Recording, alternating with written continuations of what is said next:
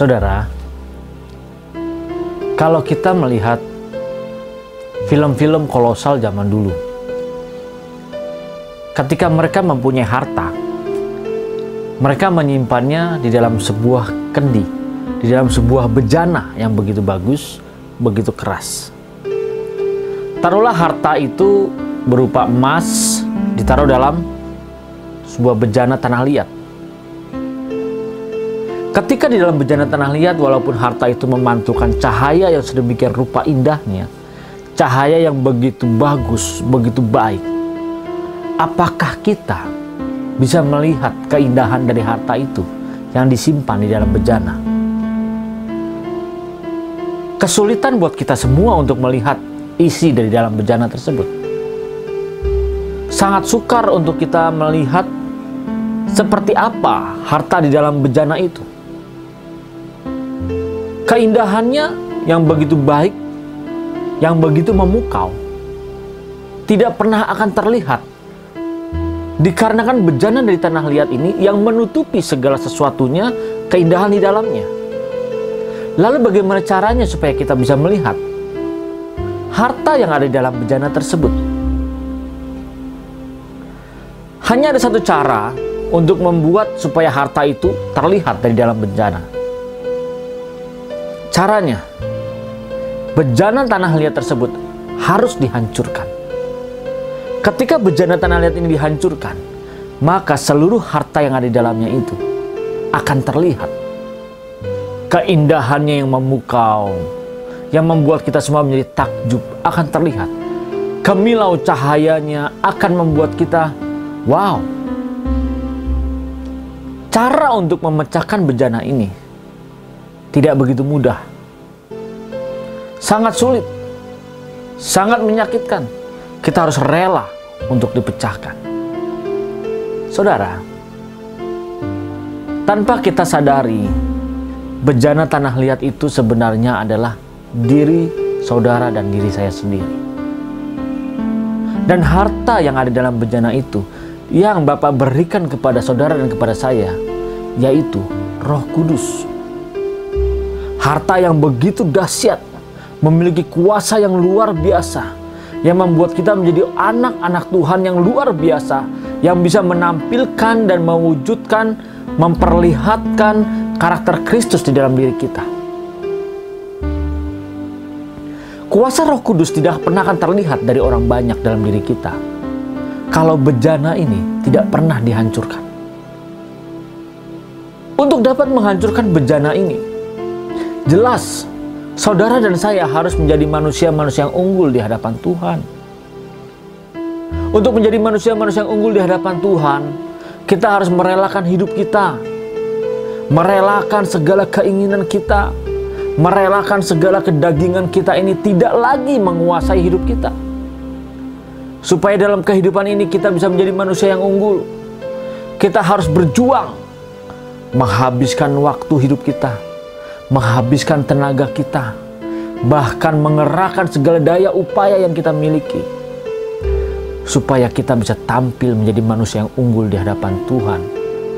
Supaya ketika kita kembali pulang kepada Bapa, ditemukan wajah Yesus dalam diri kita, ditemukan karakter Kristus dalam diri saudara dan diri saya, supaya kita dikenalinya bahwa kita saudara dari sulung, saudara sulungnya Tuhan Yesus Kristus.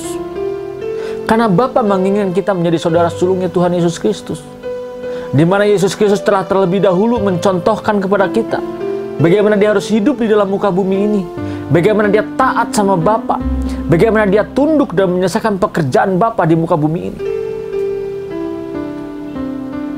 Harta dalam diri kita tidak pernah akan muncul kalau bejana tanah liat ini tidak pernah kita relakan untuk dihancurkan. Kita harus rela. Sakit, betul, memang sangat menyakitkan, tapi kita harus rela.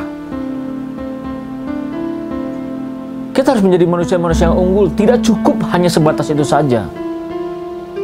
Kita harus rela mati di dalam Tuhan. Saudara dan saya harus mengalami yang namanya mati sebelum mati.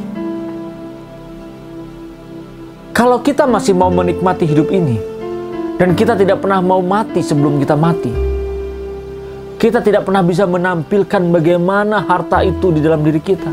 Kita tidak pernah bisa menampilkan bagaimana karakter dan kehidupan Yesus Kristus dalam diri kita. Karena tertutup segala sesuatunya itu dengan bejana tanah liat ini. Kita harus rela. Kita harus matikan semuanya. Kita harus bisa mengambil keputusan kita rela mati sebelum kita mati. Mati sebelum kita mati itu memang tidak mudah. Sangat menyakitkan. Karena kita masih mau menikmati keindahan dunia ini. Kita mau menikmati semua kesenangan-kesenangan dunia ini. Kita masih mau memuaskan hawa nafsu kita, keegoisan kita, segala bentuk keinginan dari diri kita yang tujuannya bukan menyenangkan hati Bapa.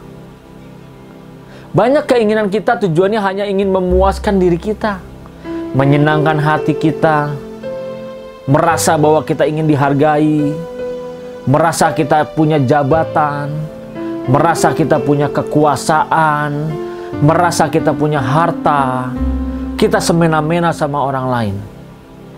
Tetapi Tuhan mau kepada kita semua, saudara dan saya khususnya, dari detik demi detik, kita selalu mengalami mati sebelum mati. Kita mematikan keinginan daging kita, kita mematikan keinginan keegoisan kita. Tetapi dengan kita mengalami mati sebelum mati, justru kita menghidupkan karakter Kristus dalam diri kita. Justru ketika kita mengalami mati sebelum mati, kita menghancurkan sedikit demi sedikit bejana tanah liat ini. Menghancurkan kesombongannya, keegoisannya, kecongkakannya. Semua itu dihancurkan. Tidak cukup kita menjadi manusia yang unggul. Tidak cukup kita mematikan semuanya, mati di sebelum mati.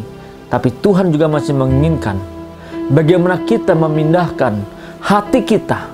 Kita memikirkan perkara-perkara yang di surga. Kita memikirkan kerajaan surga. Makanya Tuhan memberikan kepada kita janjinya bahwa kita akan kembali ke tempat yang sudah Dia siapkan, yaitu langit yang baru dan bumi yang baru. Kalau kita memikirkan langit yang baru dan bumi yang baru, otomatis hati dan jiwa kita ada di sana.